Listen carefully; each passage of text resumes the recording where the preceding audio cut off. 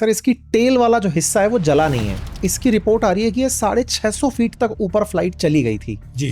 तो टेक्निकली उस समय तक उसका ये अंडर कैरियज अंदर चले जाना चाहिए था। 25 से 30 हज़ार डाटाज होते हैं वो एट ए टाइम वो रिकॉर्ड करता है। दुनिया में जितने भी क्रैश हुए हैं ज़्यादातर टेक ऑफ या लैंडिंग के टाइम ही हुए हैं। तो सर क्या सिक्योरिटी चेक्स के बावजूद भी आपके अनुभव से बताइए कि क्या ऐसा संभव है?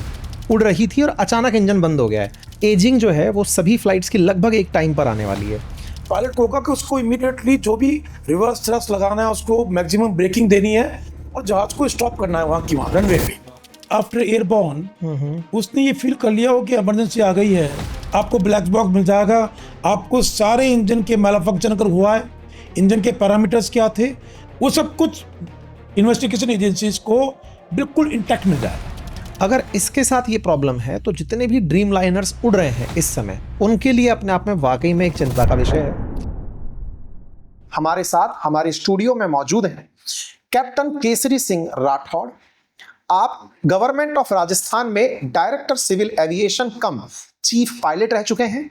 आप डीजीसीए के एग्जामिनर और चीफ फ्लाइट इंस्ट्रक्टर रह चुके हैं और इस पूरी घटना से आपका संबंध तब और ज्यादा हो जाता है कि इस फ्लाइट को चलाने वाले पायलट सुमित सबरवाल भी आप ही के नेतृत्व में फ्लाइट ट्रेनिंग प्राप्त कर चुके हैं। सर हम आपसे ना कुछ आसान भाषा में, क्योंकि टेक ऑफ थ्रस्ट जैसे टेक्निकल शब्द मैं तकनीकी से हूं तो समझ पाता हूं, लेकिन बहुत से लोगों के लिए ये थोड़ा महत्वपूर्ण होगा समझना, इसे हम थोड़ा आसान करने का प्रयास करते हैं। जैसे हम किसी कार को जब चलाना शुरू करते हैं, कोई भी व्हीकल जो काइनेटिक एनर्जी से मूव हो रहा है, तो उसके अंदर हम कुछ चीजें शुरुआत में चेक करते हैं। गाड़ी के अंदर हम ब्रेक चेक कर लिए, क्लच चेक कर लिए, गाड़ी को उड़ा चलाने से पहले देख लिए कि स्टीयरिंग ठीक से वर्किंग है या नहीं।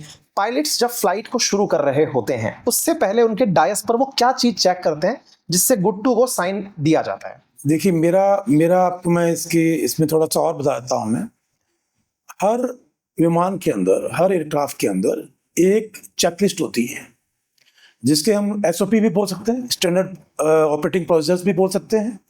और हर पायलट जो है वो रिलीजियसली वो जहाज में जाने के बाद में उसके एक्सटर्नल और इंटरनल चेकलिस्ट जो होती है वो करता है। और ये होता है चैलेंज एंड कमांड के प्रोसेस में होता है। एक पायलट जो होता है, जैसे हम कहते हैं कि एक कप्तान होता है, कैप्टन होता है, दूसरा को पायलट होता है। जैसे कि हम लोग एविएशन में एक बोलते हैं हम लोग पायलट फ्लाइंग पीएफ, एक जो को पायलट होता है पायलट मॉनिटरिंग बोलते हैं उसको। तो ये लोग जो चेकलिस्ट होती है वो प्रिंटेड चेकलिस्ट होती है। और इस तरह के जो अत्याधुनिक तकनीक से सुसज्जित एयरक्राफ्टों के अंदर हमारे पास में डिस्प्ले होता है जिसमें कि चेकलिस्ट होती है और एक पायलट बोलता है और एक पायलट उसको चेक करता है। और ये एक्सटर्नल चेक्स करने के बाद में, प्री फ्लाइट चेक करने के बाद में इंटरनल चेक जो होते हैं बिफोर स्टार्टिंग चेक्स होते हैं जो दोनों पायलट करते हैं। उसके बाद में आफ्टर इंजन को स्टार्ट करने के बाद होते हैं।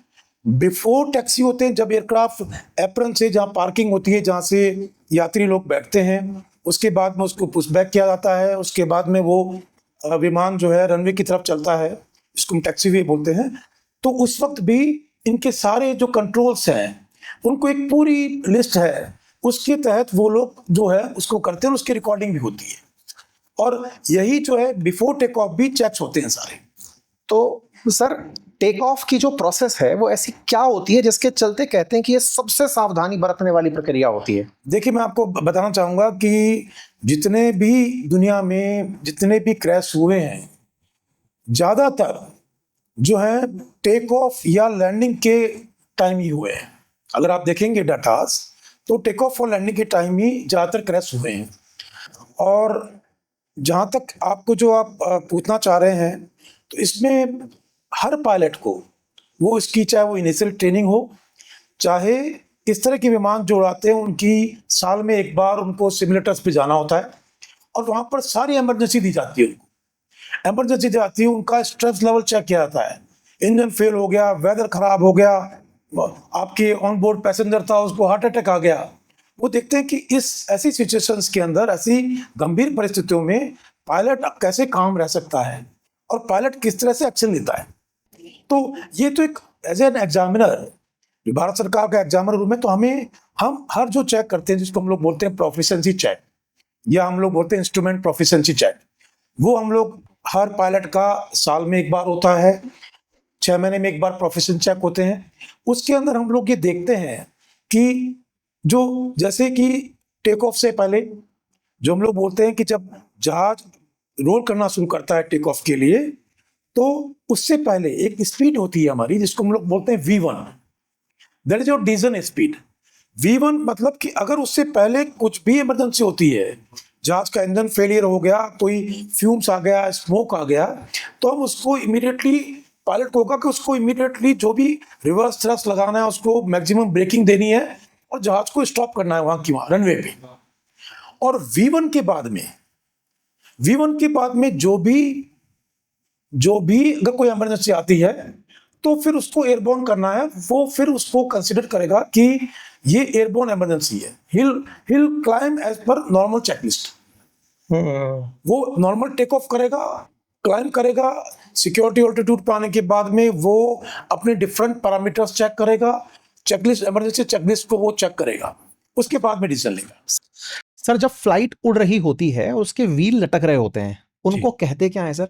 उनको बेसिकली हम लोग अंडर कैरेज बोलते हैं एविएशन के अंदर। ओके, और वो कितनी देर में अंदर चले जाते हैं? नॉर्मली टेक ऑफ के बाद में एज पर standard operating procedures normally 50 feet के ऊपर एक कॉल आउट होता है और सिक्योरिटी ऑल्टीट्यूड, इसके ऊपर जो है एक दूसरा पायलट जो होता है उसको अंडर कैरेज को अप कर देता है। तो जैसे अभी जो ये दुर्घटना हुई सर, जी। इसकी रिपोर्ट आ रही है कि ये 650 फीट तक ऊपर फ्लाइट चली गई थी। जी तो टेक्निकली उस समय तक उसका ये अंडर कैरियज अंदर चले जाना चाहिए था। जी जी। लेकिन जो दृश्य आ रहे हैं, जो हमारे पास जी। तस्वीरें हैं, जी उन तस्वीरों में वो अंडर कैरियज लटकता हुआ हॉस्टल की छत पे दिखाई दिया है। जी बिल्कुल सही कहना है आपका। ये तकनीकी फेलियर है? ये आपका सही कहना है। इसमें दो संभावना है जी। एक संभावना ये है कि क्योंकि पायलट को हो सकता है कि पायलट को जस्ट एयरबोर्न होते ही, टेक ऑफ करते ही उससे ये रियलाइज हो गया होगा कि जहाज जो है वो प्रॉपर थ्रस्ट जो है, या इंजन में कोई खराबी आ गई है, या उसके सामने इंडिकेशन कोई आ रहा होगा। ये तो इन्वेस्टिगेशन में पता लगेगा हमें कि उसके जो फ्लाइट डाटा रिकॉर्डर से हमें पता लगेगा, जो लगभग 25 से 30 हज़ार डाटाज होते हैं वो एट ए टाइम वो रिकॉर्ड करता है। उससे पता लगेगा कि उस समय इंजन के पैरामीटर्स क्या दिखा रहे थे। तो एक संभावना ये है कि जो पायलट है उसने जस्ट आफ्टर एयरबॉर्न उसने ये फील कर लिया हो कि इमरजेंसी आ गई है। उस केस के अंदर उसको अंडर कैरेज को अप नहीं करेगा। ओके। जो पहियों को अंदर जो हाँ। ले जाने की प्रक्रिया है, हाँ। रिट्रैक्शन जो है वो नहीं करेगा वो। एक चीज ये। दूसरी संभावना ये होती है कि हो सकता है कि इलेक्ट्रिक फेलियर हो गया हो। इलेक्ट्रिक फेलियर होने की अंडर कैरेज ले ही नहीं पा रहा। कंडीशन में भी नहीं होती। और लेकिन क्योंकि ये सब टेक ऑफ के, मुझे जहां तक लगता है टेक ऑफ के मुश्किल से मुझे लगता नहीं कि 40 to 50 सेकंड्स, मैक्सिमम 90 सेकंड्स का खेल रहा होगा। और उसमें पायलट ने अपने आप को काम रखते हुए मेडे कॉल भी दिया है। जबकि नॉर्मल केस के अंदर जब ऐसी स्थितियां हो जाती है तो पायलट अपनी सुध-बुध खो देता है। कई बार उसको भूल जाता है कि उसको स्टैंडर्ड प्रोसीजर क्या है, जब इंसान को मौत दिख रही होती है सामने।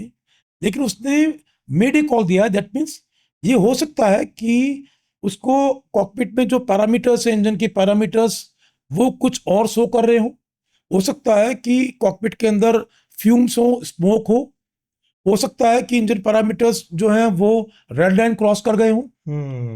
तो ये सभी इनकी भी ये सब एक इन्वेस्टिगेशन के बाद ही पता लगेगा। सर जैसे फ्लाइट उड़ी है और उड़ करके फिर वो नीचे की तरफ जाती हुई दिखी है, मतलब ये ऐसा लग रहा है कि उड़ रही थी और अचानक इंजन बंद हो गया है। जैसे होता है ना, गाड़ी गई और अब चल नहीं पा रही है, बंद हो गई, अब लुढ़क रही है। मुझे इसमें लगता है कि वापस वही संभावनाएं हैं कि एक संभावना ये होगी कि जस्ट आफ्टर टेक ऑफ, हाँ, और जहां वो जो बताते हैं कि 625 फीट तक गया है, हाँ, तो जहां तक तो सब कुछ ठीक था। हाँ। लेकिन हम ठीक इसलिए नहीं मान सकते क्योंकि अंडर कैरिज डाउन है। अंडर कैरिज डाउन है, यस। अंडर कैरिज तो 50 फीट पे, 100 फीट पे, 200 फीट पे डिटेक्ट हो जाने चाहिए थे। लेकिन उन्होंने डिटेक्ट नहीं किए हैं। उसका ये रीजन हो सकता है कि उन्हें पता था कि जहाज जो है मेल फंक्शन कर रहा है, जहाज में कोई तकनीकी रूप पे बहुत बड़ी खराबी आ गई है, और वो अब उससे उसी कंडीशन में ये हो सकता है। इस पूरे सीन को देख के ऐसा लग रहा है सर, इसकी टेल वाला जो हिस्सा है वो जला नहीं है और बीच वाला जो हिस्सा है वो पूरी तरह चूरा मैं हो आपको चुका है। बताना चाहता हूं कि जितने भी एयर क्रैश हुए हैं दुनिया में अभी तक, हाँ हाँ एविएशन में जहाज के जितने भी जो सर्वाइवर्स हैं हाँ। वो ज्यादातर टेल सेक्शन में बच जाते हैं। ओ, इसको टेल सेक्शन को हमेशा सबसे सेफेस्ट जगह माना जाता है, इसीलिए जो ब्लैक बॉक्स होता है वो ओ, ब्लैक बॉक्स हमेशा टेल में होता है, ओके। जिसमें कि कॉकपिट वॉइस रिकॉर्डर और कॉकपिट डाटा रिकॉर्डर वो सब कुछ वो टेल में होता है, जो कि लगभग आप समझ लीजिए कि उसके अंदर इतना होता है कि पानी के अंदर चल जाएगा उसका कुछ नहीं बिगड़ेगा। ऑरेंज कलर का होता है ब्लैक बॉक्स। और लगभग जहां तक मेरे को याद है कि 3000 डिग्री सेंटीग्रेड टेम्परेचर अगर हो गया उसको भी वह सहन कर जाता है। तो इस केस में जो है क्योंकि टेल पूरी इंटैक्ट है तो टेल के अंदर आपको ब्लैक बॉक्स मिल जाएगा। आपको सारे इंजन के मैलफंक्शन अगर हुआ है, इंजन के पैरामीटर्स क्या थे, अंत समय के अंदर मेडे कॉल से लेकर के या टेक ऑफ से लेकर के जब तक वो हिट किया है ग्राउंड को, तब तक की जो पायलट और को पायलट के बीच में जो भी वार्ता हुई है वो सब कुछ इन्वेस्टिगेशन एजेंसीज को बिल्कुल इंटैक्ट मिल जाएगा। अब सर इसमें दो प्रश्न बनते हैं जी जनरली हम लोग जो सुनते हैं कि फ्लाइट जब टेक ऑफ करने वाली होती है तो उसे सब तरह के सिक्योरिटी चेक से गुजारा जाता है, बिल्कुल और विशेष रूप से जब कोई इतनी लंबी इंटरनेशनल फ्लाइट जा रही हो जी क्योंकि बहुत लंबा ट्रैवल उसे करना है, जी जी जी तो ऐसे में तो सिक्योरिटी चेक्स और प्रायोरिटी पर किए जाते होंगे, जी, ऐसा हम लोग मानते हैं। जी। तो सर क्या सिक्योरिटी चेक्स के बावजूद भी आपके अनुभव से बताइए कि क्या ऐसा संभव है? देखिए मेरा मेरा ये कहना है कि जैसे कि आपने बताया कि आप भी IITian हैं, ऐसा कोई भी मशीन आज की डेट में नहीं है, ट्रू। चाहे आप कितना भी एडवांसमेंट लेके आ जाइए। इवन स्पेस शिप्स भी जो थी आपको पता है कि वो भी क्रैश हुई हैं। होते हैं।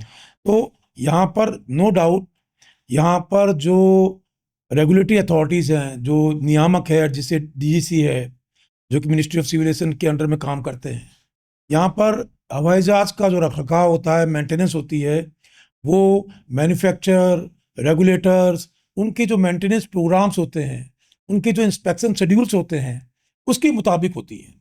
और हर एयरलाइन को, हर ऑपरेटर को, हर ऑर्गेनाइजेशन को वो या तो कैलेंडर पीरियड पे होता है या वो निश्चित घंटों के बाद में वो मेंटेनेंस होती है। कोई कंपोनेंट चेंज करना है, आपको कुछ भी करना है। यहाँ पर इंजीनियर्स होते हैं जो कि फ्लाइट इंजीनियर्स होते हैं जो कि जहाज को उड़ान के लिए रिलीज करते हैं एवरीडे। उसके अलावा पायलट जो होते हैं वो जो उनके निर्धारित मापदंड हैं उनके अनुसार वो चेकलिस्ट करते हैं पूरी हर फ्लाइट से पहले। तो पायलट खुद भी करते हैं? खुद भी करते हैं, वो चेकलिस्ट करते हैं। हाँ, नो डाउट पायलट इंजन को खोल के नहीं दे सकते, लेकिन पायलट से पहले इंजीनियर भी उसको रिलीज करता है हर फ्लाइट से पहले। मुझे ऐसा लगता है कि जो कह रहे हैं सब AC काम नहीं कर रहा था, जो भी कर रहा था, एक विसल ब्लोअर थे, एक जो इंजीनियर थे उनके बोइंग कंपनी के, जिसने कहा था साहब कि इट्स ए टिकिंग बॉम्ब, वो कब ब्लास्ट करेगा पता नहीं है। तो हो सकता है कि कोई एक मैन्युफैक्चरिंग के अंदर इलेक्ट्रिक जो इसका जो डायग्राम है वहां पर कोई ऐसा कोई एक मेजर लूपहोल हो जहां पर जिसकी वजह से इसमें ये कुछ हो गया हो। मुझे इस बात को अगर इस तरह से रिलेट करना हो तो एक बात का और कयास बनता दिखता है, वो ये है कि एजिंग जो है वो सभी फ्लाइट्स की लगभग एक टाइम पर आने वाली है। मतलब ये 2014 में शायद इंडक्ट हुआ था एयर इंडिया के साथ, 2012 में 12 में हुआ था, 13वां साल है इसका। अगर इसके साथ ये टाइम हुआ है, जैसे होता है ना गाड़ी जनरली इतने किलोमीटर चल रही थी तो सर्विस मांग रही होती है या फिर कुछ ऐसा सिस्टम हो रहा होता है, कुछ फोन्स जब आप यूज़ कर लेते हैं तो वो अपने आप डेड होने की तरफ चल रहे होते हैं एक एज के बाद। अगर इसके साथ ये प्रॉब्लम है तो जितने भी ड्रीम लाइनर्स उड़ रहे हैं इस समय उनके लिए अपने आप में वाकई में एक चिंता का विषय है। बिल्कुल। और शायद यही सोच करके बोइंग का जो स्टॉक है कल गिरा भी था। बिल्कुल। और बोइंग का बाजार गिरना अपने आप में यूएस के लिए बड़ा सेटबैक भी था जी। तो हम उम्मीद करते हैं कि अभी सभी जगह पर सिक्योरिटी चेक्स बहुत अच्छे से हो जाएंगे ताकि भविष्य में ऐसी दुर्घटनाएं ना हो, क्योंकि मानते हैं कि बहुत कम एरर के साथ फ्लाइट्स उड़ती हैं, मतलब फ्रैक्शन ऑफ 1 के साथ ये फ्लाई करती हैं। बिल्कुल ठीक है सर। अंतिम सवाल सर जी। जब कोई यात्री सफर कर रहा हो, हालांकि उसके हाथ में फिर भी कुछ नहीं है, इंस्ट्रक्टर्स उसको सारी बातें बताते हैं अंदर जब क्रू बैठता है, फिर भी वो क्या चीज चेक कर ले अपनी सहूलियत के लिए कि वो सुरक्षित फ्लाई कर रहा है? कोई ऐसा जनरल गाइडेंस? मुझे लगता नहीं है कि इसके अंदर ऐसा कुछ है, क्योंकि अगर विमान उड़ रहा है, ऑपरेशनल है, वो आप निश्चिंत रहिए कि जो रेगुलेटरी अथॉरिटीज हैं वो आपसे ज्यादा चेक कर चुकी हैं। वो आपसे ज्यादा, बहुत कुछ ज्यादा कर चुके हैं वो लोग। और उनका अभी भी आप देखिएगा, इस केस में भी बोइंग कंपनी खुद करेगी, जो जहां पर ये यूएस के अंदर जहां बना है उसकी रेगुलेटरी अथॉरिटीज हैं, वो इसके अंदर पूरा इन्वेस्टिगेट करेंगे वो लोग। और अगर रिक्वायर्ड हुआ तो वो जितने भी जहाज उड़ रहे हैं इस वक्त, जैसे आपने बोइंग मैक्स का सुना होगा, वैसे ही हो सकता है कि डीजीसीए इन सभी जहाजों को ग्राउंड कर दे जब तक कि इन्वेस्टिगेशन से कुछ निकल के नहीं आए। हम उम्मीद कर सकते हैं सर कि ब्लैक बॉक्स के बाद शायद बहुत सी गुत्थियां सुलझ जाएंगी, और अगर गुत्थियां सुलझती हैं तो इंसान के अंदर जो फ्लाइंग को लेकर डर उत्पन्न हुआ है संभवतः वो दूर होगा। इसी कामना के साथ आज के सेशन में इतना ही। साथियों, ये सेशन इस तथ्य को ध्यान में रखकर किया गया है कि जनरली जब दुर्घटनाएं होती हैं, व्यक्ति दुर्घटना में जो शोक संतप्त परिवार है उन्हें अपनी तरफ से सांत्वना प्रेषित करने के अलावा क्या हुआ और क्यों हुआ इस पर बहुत ज्यादा दिमाग लगा रहा होता है। हम किसी कार एक्सीडेंट को भी देख रहे होते हैं तो तुरंत दिमाग लगाते हैं कि इसके पीछे क्या कारण रहे होंगे कि यह कार एक्सीडेंट कर गई, और हम अपने आप को रखकर उस जगह विचारते हैं कि भविष्य में ऐसा ना हो तो मैं इसके लिए क्या बेहतरी कर सकता हूं।